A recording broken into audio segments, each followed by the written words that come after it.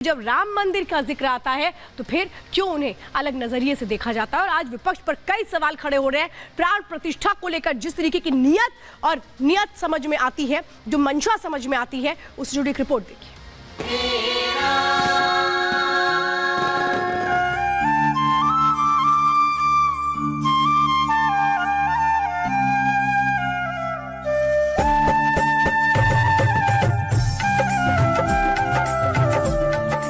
अयोध्या में बन रहे भव्य राम मंदिर की ये सबसे ताजा तस्वीरें हैं।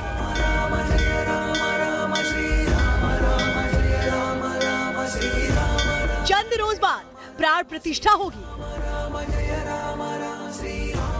और आस्था की ये इमारत मंदिर का रूप ले लेगी।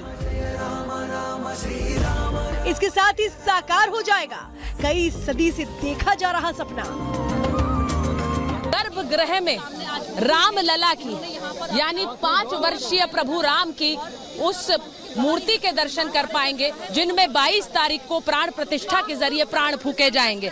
ये अपने आप में अलौकिक दृश्य होगा। जो तस्वीर आप देख रहे हैं, मुकेश जी जरा तस्वीर दिखा दीजिए, क्योंकि मंदिर अभी भी निर्माण कार्य में है, लेकिन जो गर्भगृह है वो बिल्कुल पूरी तरह बनकर तैयार हो चुका है।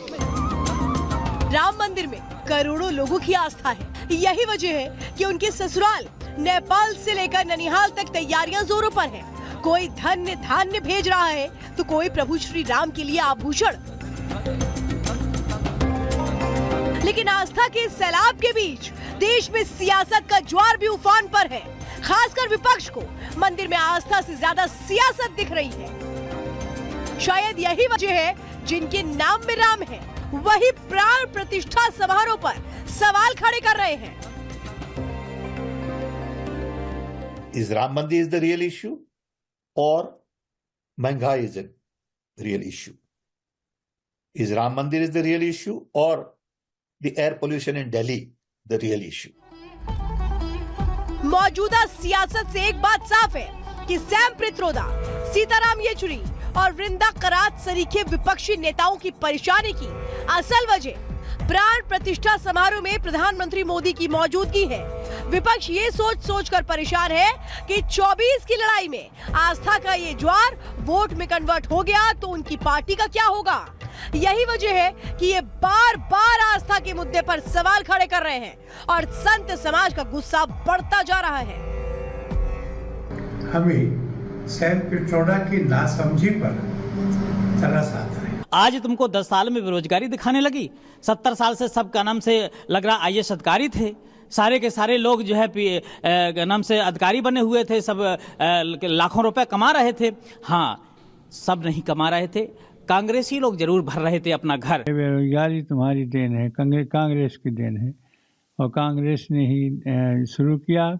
उसके शासनकाल में जो रहा वही बढ़ता घटता जा रहा है, महंगाई और बेरोजगारी। सैम पित्रोदा के बयान पर बीजेपी ने कांग्रेस ही नहीं बल्कि पूरे इंडी गठबंधन को घेरा है। आस्था के साथ सवाल गठबंधन की मानसिकता पर भी उठाए हैं। सत्यनारायण गंगाराम पित्रोदा जब सैम पित्रोदा हो जाते हैं ना, तो ये समस्या बनती है। अपने नाम में जिसने परिवर्तन कर लिया उससे अपेक्षा भी क्या कर सकते हैं। एक धोखे की राजनीति करते हैं, एक जनता के बीच जाकर जनता का काम करने की राजनीति करते हैं। भगवान राम हमारे अस्तित्व हैं, आराध्य हैं, प्राण हैं, भगवान है, भारत की पहचान है, और ये अरबों लोगों की आस्था का मामला है। कांग्रेस आस्थाओं पर ही सवाल उठाती रहती है और इसलिए जनता की नाराजगी का शिकार होती है। राम मंदिर की प्राण प्रतिष्ठा की तारीख जैसे जैसे नजदीक आ रही है, वैसे वैसे विपक्ष अलग अलग मुद्दों पर अपने बयानों को धार दे रहा है। 24 की लड़ाई में वोट बटोरने की खातिर कोई करोड़ों लोगों की आस्था पर सवाल उठा रहा है तो कोई अपने नाम में राम होने के बाद भी अयोध्या धाम जाने से इनकार कर रहा है। माना जा रहा है कि बयानों की ये बाढ़ अब ज्यादा तीखे और ज्यादा घातक होने वाले हैं। Bureau report, Republic Bharat. और चलिए अब बात करते हैं अयोध्या अध्याय की।